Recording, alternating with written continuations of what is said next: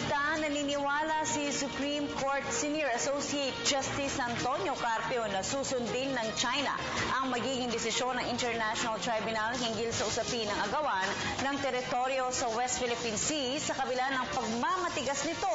Ang ulat alamin natin mula sa aming kasamang si Ria Fernandez, live via phone pan.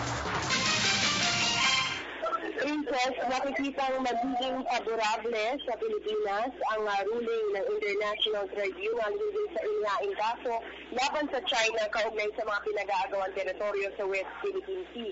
Subalit ang malaking katanungan ngayon ay susundin naman kaya ito ng China. Naniniwala si Supreme Court Senior Associate Justice Antonio Carpio na tutupad din ang China sa magiging desisyon ng Permanent Court of Arbitration sa kabila ng pagmamatigas nito ngayon. Inihalimbawa ni Carpio ang naging karanasan ng Nicaragua sa kahalintulad na sitwasyon.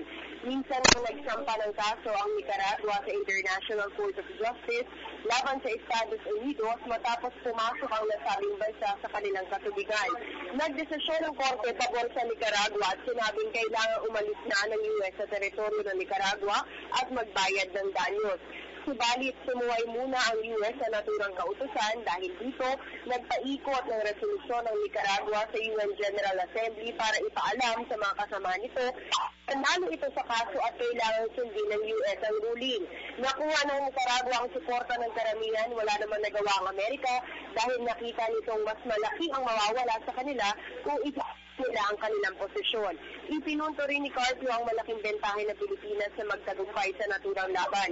Ito'y dahil nag-usap ang Nicaragua sa pagharap sa isang makapangyarihang bansa kumpara sa atin na maraming bansa ang nakasuporta.